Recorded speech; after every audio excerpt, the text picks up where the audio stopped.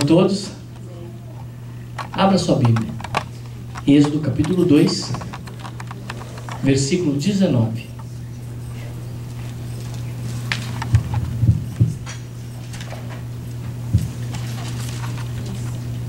Aleluia. Diz assim a palavra do Senhor. Responderam elas: um egípcio nos livrou das mãos dos pastores e ainda nos tirou água e deu de beber ao rebanho.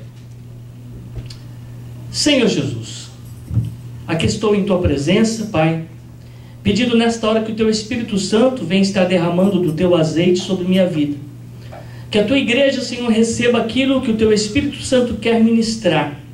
Que não seja apenas conhecimento humano, que não seja apenas experiências pessoais, mas que seja a Tua unção sobre a minha vida, tocando vidas agora. Que a minha boca seja, Senhor, a Tua boca.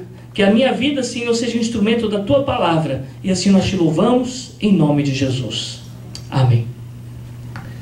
Louvado seja Deus.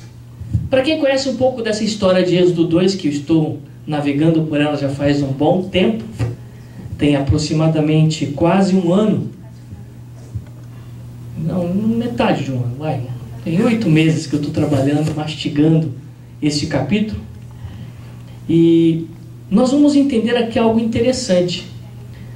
No começo desse capítulo, nós vemos a narrativa de Moisés, que sai fugido do Egito e chega até a terra de Midian, em particular nessa cidade onde tinha um poço. E nesse poço, algumas mulheres vieram tirar água para o seu rebanho. E no momento em que ele observava as mulheres tirando água e colocando nos tanques, de repente, ele viu que chegou alguns pastores, expulsaram essas mulheres dali, atrapalharam o trabalho delas e trouxeram muita dificuldade. Moisés, vendo aquilo, mais uma vez nesse afã de fazer a justiça, mais uma vez nessa decisão, nesse ímpeto de querer fazer as coisas certas, se levanta contra aqueles pastores, expulsa eles dali, e não fez só isso. Aqui o versículo fala: e ainda tirou água e deu de beber. Eu quero usar como tema dessa mensagem: e ainda. Depois de livrar, e aqui nós vemos o ato de livramento que Moisés atuou, ele não só resgatou, não só recuperou o trabalho daquelas mulheres, não só as livrou da mão daqueles pastores, como deu ainda para elas um ainda. Só o ato de ter recebido o livramento já estava de bom tamanho. Mas ela ainda teve um privilégio desse ainda. Sabe o que quer dizer isso?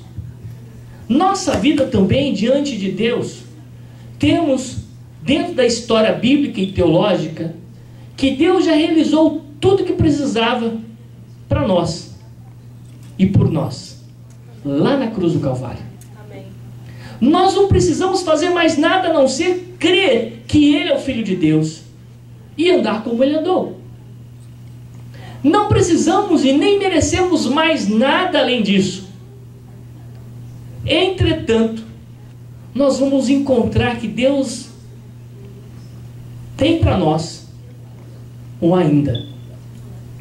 Algo mais. Que algo mais é esse? Quando eu busquei essa palavra ainda, que além de ser um advérbio, nós temos um significado forte aqui. Tudo bem que nós sabemos e entendemos que o livramento já é suficiente. Que Deus havia nos tirado do mundo, nos trazido para a casa do Senhor, já é o nosso tudo.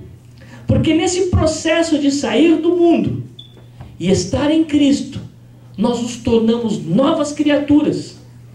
E como novas criaturas que somos em Deus, nós temos garantido a nossa salvação se praticarmos o que Ele nos ensinou e nos deixou na palavra. Porém, a Bíblia diz que existe um ainda. Esse ainda, quando você começa a buscar na palavra do Senhor, você vai descobrir que Paulo mesmo fala em diversos textos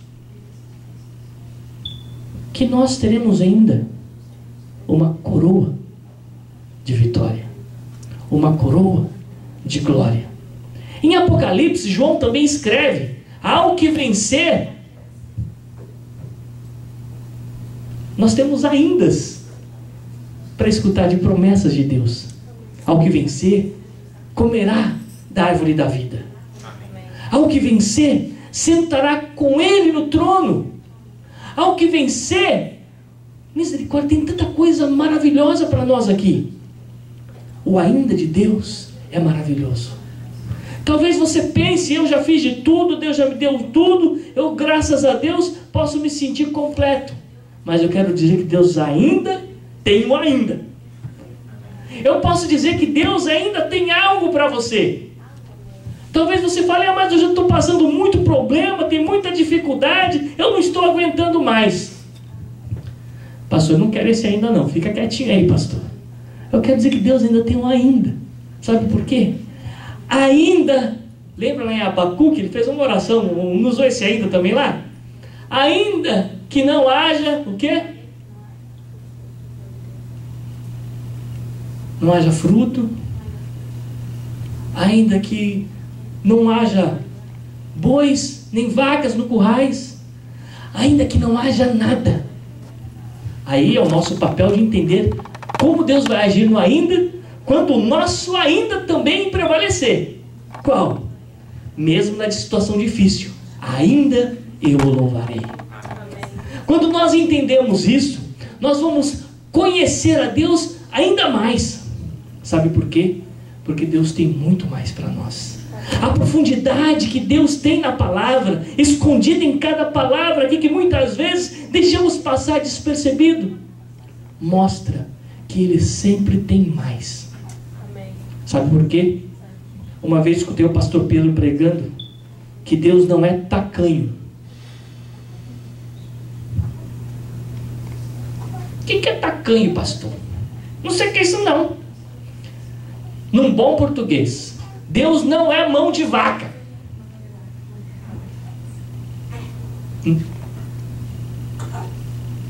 Deus não te abençoa assim não. Ele abre a mão para te abençoar. Deus não te dá conta-gotas. Tudo bem que há processos e processos na vida do crente. Há momentos em nossas vidas que parece que atravessamos por um deserto, e nesse deserto parece que Deus nos dá apenas gotinhas diárias, o suficiente para sobreviver naquele período. Mas isso não quer dizer que Deus está com a mão fechada, porque se Ele tivesse com a mão fechada, nem gotinha ia ter. Mas sabe por quê? É o processo de Deus na sua vida. Eu quero que você fale para você mesmo e aproveite e fale para o irmão do seu lado. É o processo de Deus. Fale aí para o seu irmão do seu lado.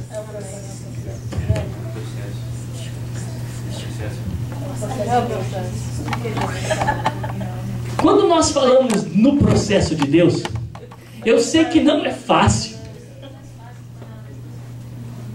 Porque muitas vezes nós queremos tudo pronto, principalmente no mundo onde tudo é rápido. As pessoas não têm paciência hoje de esperar o drive-thru. Se tem 3, 4 carros na frente, o pessoal já começa a buzinar. Já começa a reclamar. Já pede para chamar o gerente. Porque não está aguentando mais, a fome é muita. Não é que a fome é muita, a paciência que é pouca. O ser humano não sabe esperar. E quando ele ouve falar que Deus ainda tem um ainda, ele não quer saber. Ele quer que Deus faça tudo de uma vez só. Se Deus tem uma bênção, que traga tudo de uma vez. Ah, seria muito bom assim. E que traga ontem, não é para hoje não, é para ontem. Eu sei que não é fácil. É difícil nós esperarmos o tempo de Deus. Nós vivemos por segundos, minutos e horas. Só que Deus, Ele tem uma eternidade para fazer tudo. E essa paciência nós não temos. Ah, pastor, mas eu não quero esperar a eternidade inteira, não. Eu quero, enquanto eu estiver aqui, eu posso saborear, viver e aproveitar a minha vida. Eu quero ter o privilégio de receber a bênção de Deus. Não se preocupe. A bênção dele chegará, mas no momento que ele tem reservado para você. Na Bíblia eu encontro alguns aindas que o homem executou.